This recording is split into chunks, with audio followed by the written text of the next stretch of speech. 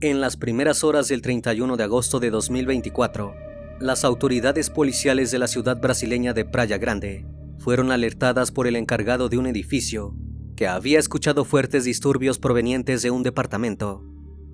Cuando acudieron al lugar indicado, encontraron sin vida a Igor Pereto, un joven empresario de 27 años. Las primeras indagaciones que se llevaron a cabo permitieron determinar que además de haber recibido múltiples golpes, Igor había sido ultimado en el lugar donde había sido hallado. El lugar de los hechos dejaba al descubierto la violencia desmedida con la que había actuado su agresor. El modo en el que el joven había perdido la vida era motivo suficiente para advertir que el caso se convertiría en uno de los más mediáticos de Brasil, pero los detalles que fueron saliendo a la luz en los días siguientes lo volvieron aún más impactante. La brutalidad con la que fue cometido el asesinato, la red de secretos y complicidades que se habían gestado a espaldas de la víctima, ocuparon los titulares en todo el país durante meses. El caso de Igor Pereto no solo fue catalogado como uno de los más complejos del país, sino que también rompió los lazos de una familia entera para siempre. Buenas noches, bienvenidos al Criminalista Nocturno.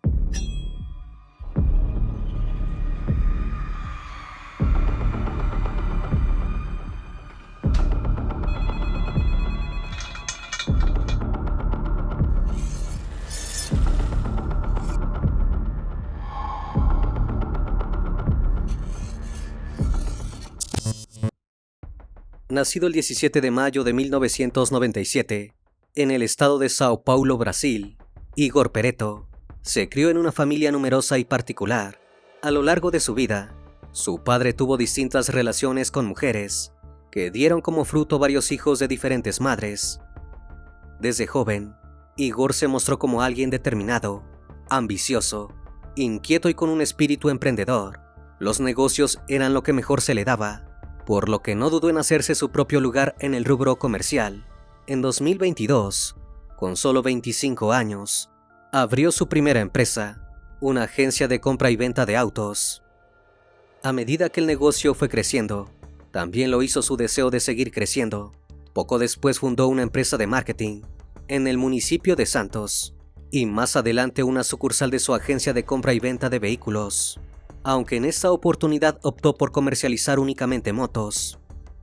A diferencia de otras veces, ese último negocio no lo montó solo, sino que fue una iniciativa que surgió junto a Mario Vitorino, quien además de ser el esposo de su hermana menor Marceli, también era su mejor amigo. Igor y Mario tenían una relación que iba más allá del ámbito laboral, eran casi inseparables, pasaban largas horas juntos en el trabajo, y cuando no estaban en el negocio, compartían momentos familiares o salidas de amigos. En la vida de Igor, había pocas personas que podían ocupar ese lugar. Era muy selectivo de sus amistades, parejas, y con las personas que lo rodeaban en general, por lo que podía llegar a pasar como un joven serio y reservado, pero cuando estaba en confianza con alguien, dejaba ver su costado generoso y vulnerable. Desde noviembre de 2018, estaba en una relación con Rafaela Acosta, una joven un año menor que él, y con quien tuvo un hijo en junio de 2019. Igor, por su parte, ya tenía otro niño de una relación anterior. Su familia era el pilar más importante en su vida, y así lo demostraba en sus redes sociales. En sus publicaciones, Igor expresaba el amor que sentía por su mujer, y sobre todo por sus hijos. El vínculo que formó con Rafaela fue el más estable de los que experimentó en sus años de vida. Por eso en 2023, cuando estaban celebrando sus 5 años de noviazgo, aprovechó la ocasión para pedirle matrimonio, propuesta que Rafaela aceptó. Si bien estuvieron comprometidos desde entonces, la boda nunca llegó a concretarse. Cuando se suponía que debían estar viviendo su mejor momento como pareja, la relación comenzó a deteriorarse. Ciertas actitudes de Igor hicieron que Rafaela se fuera distanciando y la pareja entrara en crisis. El alcohol fue uno de los factores detonantes. Según Rafaela, cuando Igor bebía, solía tornarse agresivo, celoso y controlador. Aunque ella nunca la agredió físicamente, en una oportunidad, fue protagonista de una pelea en un bar, que derivó en una causa penal, y aunque el caso no pasó a mayores, quedó asentado en sus antecedentes. Igor también arrastraba una acusación más seria. Él y Mario, su cuñado, quedaron envueltos en una investigación por presunto lavado de dinero, de la que lograron salir absueltos. Sin embargo, fue motivo de rumores incómodos entre sus conocidos. Por estos motivos y desacuerdos de su intimidad, el 24 de julio de 2024, Rafaela decidió que lo mejor sería separarse, respetando su deseo, y aunque él se oponía a dejar la relación, Igor se mudó temporalmente a otro departamento de su propiedad. En ese periodo lejos de su familia, Igor se propuso hacer varios cambios en su vida. Comenzó a cuidar su salud, incorporando nuevos hábitos para bajar de peso, porque creía que así reconquistaría a su novia, y dejó de consumir alcohol y otro tipo de sustancias para regular su temperamento. Tras haber pasado casi un mes distanciados, Igor y Rafaela decidieron intentarlo una vez más y retomaron la relación. Él volvió a la casa familiar y todo parecía volver a la normalidad, pero la reconciliación duró poco. Hacia finales de agosto, un mes después de la primera ruptura, volvieron a separarse. En la tarde del 30 de agosto, Igor dejó a sus hijos en la casa de su madre y le dijo que esa noche dormiría en su casa, pero nunca llegó. En la noche del viernes 30, Igor y Mario, su cuñado, asistieron a una fiesta organizada por Mauricio Peretto, uno de los hermanos de Igor. Este era un evento que se celebraba una vez al año y ya se había convertido en una tradición entre ellos. Esa noche los jóvenes también estaban festejando el triunfo del equipo de fútbol del que eran aficionados. Además, era la ocasión perfecta para distanciarse de los problemas de pareja que ambos estaban atravesando. Igor estaba afectado por su reciente separación y Mario entendía su dolor porque él también había roto su matrimonio con Marceli, la hermana menor de Igor, meses atrás. Aunque no habían llegado a ponerle un fin definitivo firmando el divorcio, cada uno estaba viviendo por su parte en casas separadas. Mientras tanto, en otra parte de la ciudad, Rafaela y Marceli se encontraron en un restaurante y pasaron la noche comiendo y bebiendo alcohol.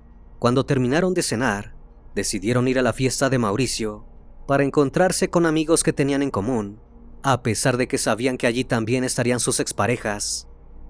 Los cuatro coincidieron en el mismo evento, pero no interactuaron entre sí. Durante las horas que permanecieron allí, las mujeres se quedaron por un lado y los hombres por otro sin cruzar palabras, pero sí alguna que otra mirada. Pocos minutos antes de que se hicieran las 4 de la madrugada, Rafaela y Marceli se marcharon juntas de la fiesta. Rafaela condujo su auto hasta el departamento donde Marceli vivía sola desde hacía 2 meses. Minutos después los hombres también dejaron el lugar. Igor quiso pedir un taxi de aplicación para regresar a la casa de su madre, tal como se lo había prometido, pero Mario insistió en llevarlo en su auto. Esa decisión marcaría el destino de la tragedia. En el trayecto, Mario recibió una llamada que dejó perplejo a Igor. Su celular estaba conectado al sistema CarPlay del vehículo, y fue así que Igor vio en la pantalla el nombre de su mujer. No entendía por qué Rafaela estaba llamando a Mario a esas horas de la madrugada. Por un instante quedó mudo, pero enseguida la confusión se transformó en enojo y comenzó a exigirle a su socio y cuñado que le diera una explicación. El clima festivo en el que se encontraban cambió drásticamente a una interacción repleta de furia e incertidumbre. Comenzó a hacerle preguntas sobre el motivo de la llamada, pero Mario evadió cada una de ellas. En cambio, intentó buscar excusas para justificarse a él y a Rafaela, pero Igor ya se había convencido a sí mismo que su mujer y su cuñado lo estaban engañando a sus espaldas. Desesperado, comenzó a llamar y a escribir mensajes a Rafaela, exigiendo una explicación, pero la joven no respondía. Entonces revisó la aplicación de rastreo que ambos usaban en sus celulares para monitorear las ubicaciones de cada uno, y así supo que Rafaela estaba en la casa de su hermana Marceli. Le pidió a Mario que en lugar de dejarlo en la casa de su madre, lo llevara a encontrarse con su pareja, y así lo hizo. Advertida por Mario y por los mensajes que le había enviado Igor, Rafaela se fue de la casa de Marceli lo más rápido que pudo 13 segundos después de subir a su auto y alejarse del edificio, Igor y Mario llegaron al lugar. Aproximadamente a las 5:40 de la madrugada del entonces sábado 31 de agosto, los dos subieron al cuarto piso e ingresaron al departamento de Marceli. Fue en ese instante que se desató una fuerte pelea. Los gritos, golpes y portazos que provenían del departamento donde estaban los jóvenes despertaron a varios vecinos que durante unos 15 minutos fueron testigos del enfrentamiento. La situación se tornó más grave cuando comenzaron a escuchar pedidos de auxilio. Segundos más tarde, el silencio imperó nuevamente. Sin embargo, la preocupación no cesó. Algunos residentes del edificio alertaron al encargado, quien intentó contactar a Marceli a través del intercomunicador eléctrico durante varios minutos, pero al no obtener respuesta, optó por llamar a la policía para que averiguara lo que había ocurrido y asegurarse de que no hubiera nadie herido. Pasadas las 6 de la mañana, agentes de la policía civil llegaron al lugar. El encargado los guió hasta la unidad donde había tenido lugar el disturbio. En el suelo del pasillo que conducía al departamento de Marceli, notaron manchas de sangre. Tocaron el timbre en reiteradas oportunidades, pero no tuvieron más alternativa que forzar la cerradura porque nadie les abrió. Del otro lado de la puerta, encontraron una escalofriante escena. No había ninguna habitación que estuviera libre de sangre. Siguieron el rastro y fueron conducidos por la cocina, la sala, el comedor, hasta que finalmente llegaron al dormitorio. Allí, tendido en el suelo, se encontraba el cuerpo de Igor. El joven empresario estaba rodeado por un charco hemático. Encima de él estaba volcado un mueble que solía tener espejos en las puertas, pero evidentemente se habían roto y sus pedazos estaban esparcidos por toda la habitación.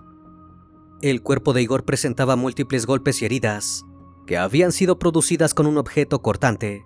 Incluso el arma homicida fue encontrada en uno de los baños de la casa. Se trataba de un cuchillo de cocina que aún estaba cubierto de sangre y que había sido tomado de un cajón que quedó semiabierto. En la vivienda no había nadie más. El responsable había logrado huir antes de que las autoridades llegaran. Pero la brutalidad del crimen no dejaba lugar a dudas. Allí había ocurrido una pelea extremadamente violenta que acabó en una tragedia. Lo siguiente era iniciar la investigación correspondiente para descubrir la verdad de los hechos. Gracias a la presencia del encargado del edificio, las autoridades supieron que la propiedad pertenecía a Marceli Peretto. Esto les permitió identificar rápidamente a la víctima y a dar los primeros pasos en la investigación. Las pericias preliminares realizadas sobre el cuerpo de Igor determinaron que el joven empresario había recibido al menos 11 puñaladas. Sin embargo, el informe oficial elaborado por los forenses confirmó que en total las heridas distribuidas en distintas partes del cuerpo fueron 40. Las más graves se encontraban en el tórax, en la cabeza y en la espalda. Por otra parte, se confirmó que efectivamente, el cuchillo hallado en el baño había sido el arma homicida. Las pericias revelaron que era un utensilio de cocina común y que la punta estaba ligeramente doblada, dando cuenta de la fuerza con la que fue empuñado. Otra de las medidas tomadas por los investigadores fue revisar las cámaras de vigilancia del edificio, lo que permitió establecer una línea de tiempo precisa de los movimientos clave de esa madrugada. El criminalista nocturno. A las 4:32 de la madrugada, Marceli y Rafaela llegaron en auto al edificio, dejaron el vehículo estacionado en el frente y subieron al cuarto piso por ascensor. Allí se les vio riendo y abrazándose. Poco más de una hora más tarde, Rafaela fue vista nuevamente en el ascensor, pero esta vez estaba sola. Al salir del edificio, subió a su auto y se marchó del lugar. 13 segundos después, Igor y Mario llegaron en otro auto. A las 5:44 subieron al ascensor. En las imágenes se podía observar que Igor llevaba el celular en la mano mientras discutía con Mario. 20 minutos más tarde, a las 6:04, Mario y Marceli salieron juntos del departamento, pero en lugar de bajar por el ascensor, lo hicieron por las escaleras, la cámara de la cochera subterránea. Los captó poco después atravesando el lugar. Hasta llegar a la puerta principal del edificio, se subieron al auto, que Mario había dejado estacionado en la calle, y huyeron. A la grabación de las cámaras, se sumaron los testimonios de varios vecinos, como parte de la reconstrucción de los hechos. Algunos testigos que pudieron escuchar la discusión aseguraron que los gritos que habían salido del departamento eran alarmantes y que estaban cargados de furia. Uno de los involucrados en la pelea estaba furioso porque quienes lo acompañaban lo habían traicionado. En un momento de angustia, el hombre también dijo que él amaba a esa mujer con locura y que todos habían conspirado en su contra, mientras que él era el único que no lo sabía. Estas declaraciones ayudaron a los investigadores a elaborar la primera hipótesis. Tenían la teoría de que se trataba de un crimen pasional que se había desatado luego de que la víctima descubriera una traición por parte de su entorno familiar. En ese momento, Marcely Peretto, de 21 años, Mario Vitorino, de 23, así como Rafael Acosta, de 26, pasaron a ser los principales sospechosos del crimen. Un juez dictó una orden de detención inmediata para los tres, en la que se solicitaba que permanecieran encarcelados por 30 días, pero las autoridades no lograron localizarlos enseguida. Los sospechosos estaban prófugos. No fue hasta el 6 de septiembre, una semana después del crimen, que Marcely y Rafaela decidieron entregarse voluntariamente a la policía civil. Mario, en cambio, fue detenido el 15 de septiembre en una vivienda de Torriña, a más de 300 kilómetros de Playa Grande. El sospechoso se estaba escondiendo en la casa de un tío de Rafaela. Su paradero fue revelado tras un llamado anónimo que recibió Tiago, uno de los hermanos de Igor. Una vez que los tres fueron arrestados, los investigadores comenzaron con los interrogatorios, y las contradicciones no tardaron en aparecer. Si bien cada uno por su parte dio su versión, todos coincidieron en algo. Rafaela y Mario mantenían una relación clandestina. La mujer incluso declaró que esa noche había tenido un encuentro íntimo con Marcely, su cuñada, algo que hasta entonces nunca había sucedido entre ellas. De esa manera, la hipótesis inicial de los investigadores fue confirmada. Igor había sido traicionado por las tres personas más cercanas de su entorno. Marcely, a través de su abogado, aseguró que cuando Igor y Mario llegaron al departamento, ella se encontraba sola, semidesnuda y bajo los efectos del alcohol y otras sustancias. Los oyó discutir, pero no intervino, pensando que era una pelea como cualquier otra. También dijo que fue hasta otra habitación, donde tenía un vestidor para ponerse ropa, cuando vio que su hermano rompía un espejo de una patada en medio del arrebato. Según su versión, recién cuando salió de esa segunda habitación, encontró a su hermano ya apuñalado. Mario, por su parte, declaró que actuó en defensa propia, porque Igor lo había atacado con los vidrios del espejo roto. Su abogado presentó fotografías tomadas 15 días después del crimen, en las que se le veía con hematomas y marcas en la cara y manos. Rafaela, en cambio, negó haber tenido participación en el crimen, porque no estuvo en el lugar de los hechos, y confesó que se había enterado de lo ocurrido horas después, cuando Mario y Marcely se lo contaron. Afirmó que tras enterarse de que Igor la había descubierto, escapó por temor a que la lastimara, porque ya la había amenazado anteriormente con quitarle la vida si lo engañaba. Según su testimonio, estaba conduciendo hacia la casa de su madre cuando recibió un mensaje de Mario, en el que éste le decía que había tenido que drogar a Igor para calmarlo, y que lo mejor era que se fuera lejos, porque él podría hacerle daño. En su relato también dijo que en la mañana del 31 de agosto, se encontró con Mario y Marcely en una gasolinera que ellos le habían indicado. Allí le contaron que Igor había fallecido, porque Mario lo había apuñalado.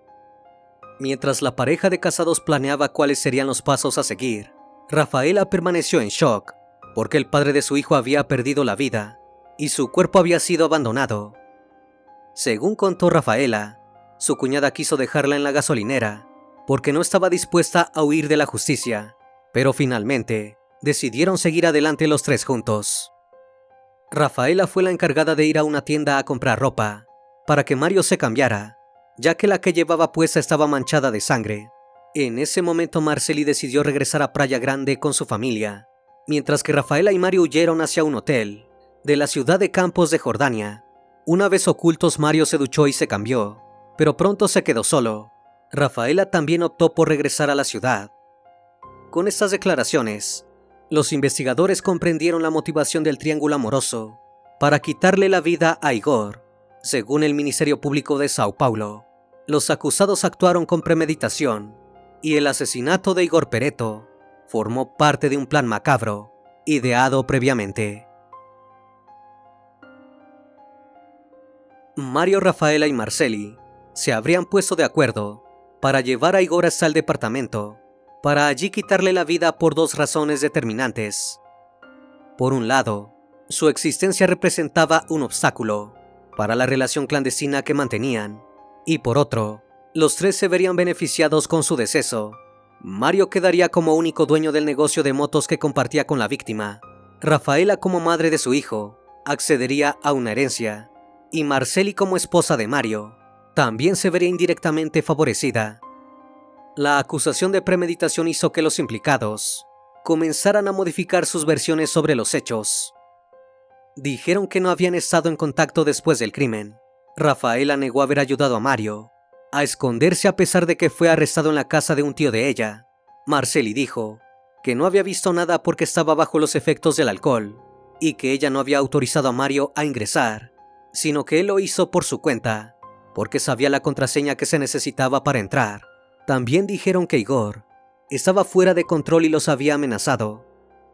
Sin embargo, ningún intento por convencer al Ministerio Público de su inocencia dio resultado. Los demandantes argumentaron que los trozos de vidrio de los que hablaban no podían haber sido empuñados por Igor, porque el mueble que contenía el espejo había caído sobre él, dejando en evidencia que lo habían empujado violentamente. Además, sostuvieron que de haber actuado en defensa propia, lo más lógico hubiese sido que las puñaladas fueran muchas menos, o haber dado aviso al servicio de emergencias para evitar su fallecimiento en lugar de escapar. Como último recurso, la defensa de Marceli pidió exhumar el cuerpo de Igor para una segunda necropsia, aunque nunca se explicó qué beneficios se espera encontrar para la acusada con una nueva pericia. Hasta ese momento, lo único que quedaba claro era que se trataba de un caso con entramados emocionales, relaciones ocultas y un trasfondo económico que seguía creciendo en complejidad. Tras su detención en septiembre de 2024, Marceli Peretto, Mario Vitorino y Rafael Acosta fueron acusados formalmente por el homicidio de Igor Peretto. Su periodo bajo arresto pasó de ser de 30 días a indeterminado, cuando se barajó la posibilidad de la premeditación. Desde entonces se encuentran en prisión preventiva, mientras se llevan a cabo las investigaciones concluyentes, que darán lugar al proceso judicial. El 20 de marzo de 2025, se realizó una audiencia de instrucción en el Fórum de Playa Grande, donde se escucharon a 4 testigos y al delegado de la Policía Civil, que estuvo a cargo del procedimiento en la madrugada del 31 de agosto. La primera audiencia está programada para el 7 de mayo de 2025 y se espera que durante la jornada se presenten nuevas pruebas y testimonios que ayuden a esclarecer los hechos. Además, trascendió que el juicio contra los integrantes del triángulo amoroso podrían contar con un tribunal popular. El caso de Igor Peretto generó una gran atención mediática en Brasil debido a los vínculos entre los implicados y la brutalidad del crimen. A pesar de tratarse de familiares, los demás miembros de su familia atraviesan el dolor que dejó su partida y ahora se encuentran a la espera de que se haga justicia. Una vez más, estimado público, agradezco su compañía. Gracias por estar presentes en esta nueva transmisión. Recuerden que pueden seguirme en redes sociales. Actualmente me encuentro en Facebook, Twitter, Instagram, TikTok y también pueden encontrarme en cualquier plataforma de streaming de audio de su preferencia. Me despido de ustedes con un fuerte abrazo y si tú aún no estás suscrito, te hago la cordial invitación a que lo hagas y formes parte de esa gran comunidad. Esto es El Criminalista Nocturno. Hasta la próxima emisión. Buenas noches.